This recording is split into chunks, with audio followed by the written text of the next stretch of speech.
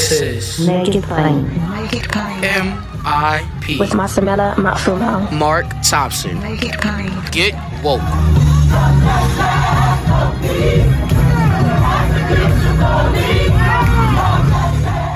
Folks, what is going on in Miami? It is one of several states that is attacking our First Amendment rights, our rights to protest, trying to thwart everything. It goes hand in hand with the voter suppression. They don't want us to protest. They don't want us to stand in line, even have a drink of water to vote. There's a lot going on in all these GOP states in retaliation, obviously, for what happened in November of 2020 and January of 2021. Joining us today, we're honored. We're at the top. We got the big person in charge, the executive director of the ACLU of Florida. And he's going to tell us all about this House Bill 1 in Florida and what it's going to do to our rights down there. Micah Kubic joins us from Miami. Micah, how are you, buddy? I'm doing well. Thanks for having me. It's a pleasure. It is a pleasure to have you as well. So this was House Bill 1, correct? And that the Florida legislature passed. Is it fully passed and now law?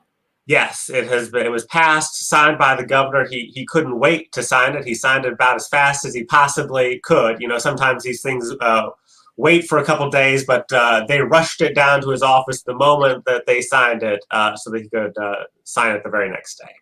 Well, walk us through it, because there's some pretty egregious provisions in this legislation, correct?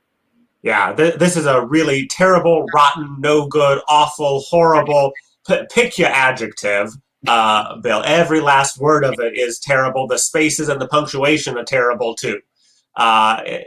As you noted, it's HB1, right? And normally the thing that you make HB1, that sends a symbol, right? It's a signal of the thing that you think is the most important, most vital, most critical thing to do. So you might think right now that while we're still dealing with the pandemic, that might be the most important thing, or dealing with healthcare or education or the economy. And you would be wrong, because for the governor, Ron DeSantis, the most important thing to do was to effectively criminalize peaceful protest. This bill says that if you go to a peaceful protest, you can be one of 1,000 people. Just show up at a rally with a sign, exercising your First Amendment rights. But if 3 folks of the 1,000 show up and someone somewhere decides that they're disruptive, maybe they throw a rock, maybe they're just loud and noisy, the police can decide that the entire event is a riot, that's the word they use, and then arrest, charge, convict, punish all 1,000 people who were there, right? You don't have to have done anything. You don't have to engage in the disruption yourself. You just have to be present. It's as though if you went to a bank, right? You went and were cashing a check at a bank and a bank robbery happened. Now suddenly you're guilty of bank robbery just because you happened to be there. It's nonsense. Yeah. Well, honestly, Micah, and just from my own experience as an activist, the doggone police sometimes send provocateurs to our demonstration. So they could easily send someone to pretend to be disruptive, and then they could use that as a cause to arrest all the rest of us, couldn't they? Oh, yes, absolutely. Right. There's no, the language is so fluid that frankly, you might not even have to have a provocation at all. The cops could just decide that the event is disruptive and therefore decide that it's a riot and convict or arrest and charge folks who, by the way, then are not even eligible for bail. The bill specifically says that folks who are arrested on these charges are not eligible for bail. In the state of Florida, you can kill a person and at least be theoretically eligible for bail. This bill says folks who are arrested on these charges aren't even eligible for bail at all. And they have this, I noticed they have this other terminology too. If it's not a riot, it can be deemed mob intimidation. That's right, which apparently just means marching in a group. Yeah. And you could, you could be charged with that crime, mob intimidation. That's right. It's a new crime that they created, right? This didn't exist before because we already, for example, have laws on the books against threatening people, which is what intimidation is supposed to be, right? We already have laws on the books against throwing rocks and violence. We already have laws on the books that cover what those crimes actually are. And so they created new crimes so that they can make people so frightened to show up, right? If you don't know what's going to happen, if you don't know whether you are going to be blamed for something that someone else did, if you don't know if you're going to be blamed for mob intimidation just by walking in a group by the street, you're going to be frightened. And that's the goal, to make people so scared that they don't even show up in the first place. Amazing. And it also protects those who would harm protesters too, right? That's right. I mean, again, this bill is really disgraceful from beginning to end, and yet I think the single most despicable thing about it is this provision that you're referring to, which says that if you are a passing motorist and you decide that you are frightened by a group of protesters, you can run over those protesters with your car, kill them, and not be held civilly liable. Not liable at all. It's just galling to me that the very thing that folks are in the streets protesting for now is greater accountability, right? They're calling for greater accountability, especially from law enforcement. And our legislature's response to that was to say, let's give people greater impunity instead. That's a disgrace. Ladies and gentlemen, I want to tell you all about the All Revved Up podcast distributed by GBH. The All Revved Up podcast explores the intersections of faith, politics, and culture. It's bi-weekly, hosted by a frequent guest and friend of the show, Make It Plain, the Reverend Irene Monroe, and the Reverend Emmett G. Price III. Both of these reverends, these revs, hail from different Black faith perspectives, different generations, different parts of the country, and even different sexual orientations. Yet they come together to talk about all the issues of the day in a very different way. You'll enjoy it. Listen to the All Revved Up podcast wherever you get your podcasts. And we'll take a break and come right back with more MIP. And it's almost self-contradictory. On the one hand, you want to punish a whole group of people for one person allegedly disrupting, but you want to reward someone who would disrupt a protest by driving through a group of protesters. I mean, what is a greater disruption? So they get to, one disruptor locks us all up. The other disruptor, oh, that's fine. They can just run over you. It's almost as if it's an endorsement of what happened to Heather Heyer. Like it's saying, hey, we like that kind of thing. Yeah, run over people. Yeah, you're exactly right. I mean, we've seen, it's not speculation to say that folks will run over, and we know who they are, right? We know who the folks who run people over are, and we know who the folks who are getting run over are, right? And you're right, that the legislature is essentially saying, it is encouraging, is blessing that kind of behavior. And that is really an abomination. And nonsensical, right? But you can't make sense out of nonsense, and there is plenty of nonsense in this bill. And also, they want to protect their Confederate monuments too, right? That's right. So in case you were left with any doubt whatsoever about whether this bill was just steeped in racism through and through, they go ahead and make it a little more explicit for us all by saying that, again, we're going to create a new, more harshly punished crime for defacing of monuments. And although it just says monuments, they were very clear when they were talking about it that what they really meant was monuments to Confederate soldiers and Confederate generals. Again, we already have laws on the books about vandalism. That already exists, already has existed for a long time. What they say now, though, is that this is an extra special kind of vandalism that we want to punish more harshly because we don't like the target of the vandal. We don't like that you're making a comment about racial justice and the Confederacy, and so we're going to punish you for speaking in that way. Yeah.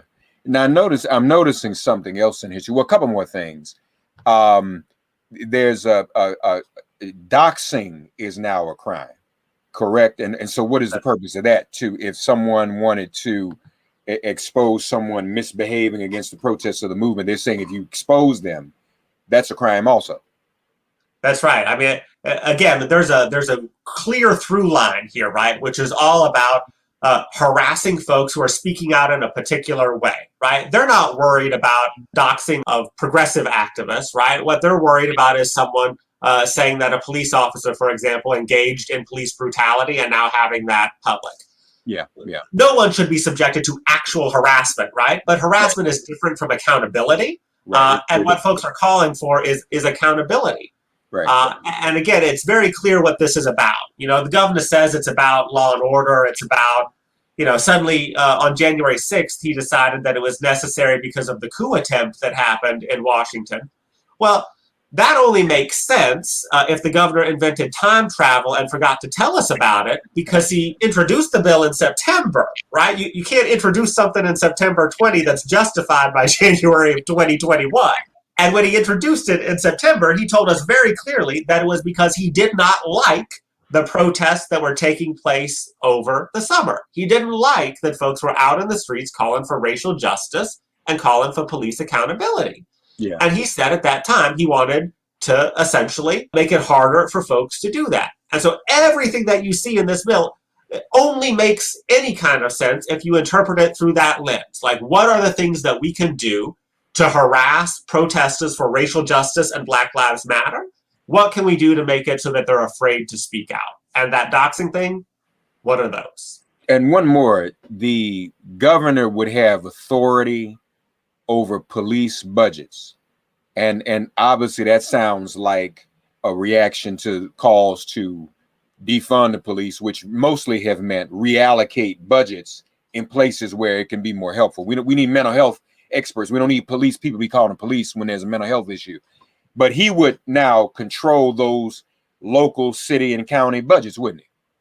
Yeah, you're right. I mean, it's remarkable for someone who's talked for a long time about how local people supposedly know best and the government should stay out of local decisions. Again, he only believes that when he agrees with the decisions that those local governments are making, because the bill does say that those local city councils, county commissions, your elected officials, right, folks who are put there by the people, takes away their decision-making authority and says they cannot reduce police budget, right? We're not even talking about zeroing out, right? Because nobody's really talking about that. As you pointed out, when we say defund, it's reallocating to things that will address real public safety and real community needs. And the governor says, no, you can't do that. You can't move money from police into mental health. You got to lock it in forever and ever and ever. And if you don't, if you try and change it, we'll punish you. Which again is criminalizing people for having a different view than the governor does. How much of an advantage do Republicans have in the legislature in Florida, Micah? Overwhelming. So they don't have super majorities, but close to it in both the House and the Senate. And I think the bill was passed on a largely party line basis, with one exception. There was one very brave state senator, Jeff Brandes from over in the St. Petersburg, Tampa area, who voted against the bill because he thought that what everyone was saying about it was right, that it was a violation of people's First Amendment rights, their liberty, and that even if he disagrees with protesters, and he often does, they have the right to be there. They have the right to express their view. More MIP after this message.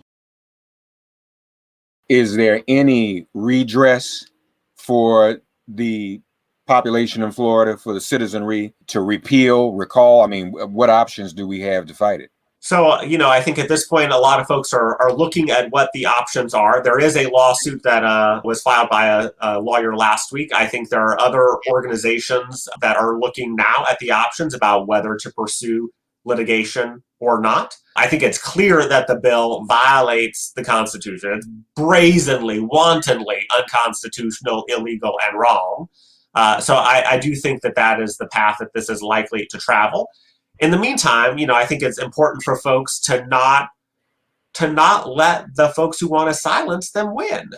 Be aware of your rights. Know your rights at a protest. We have some great materials on our website about that so that folks can be informed.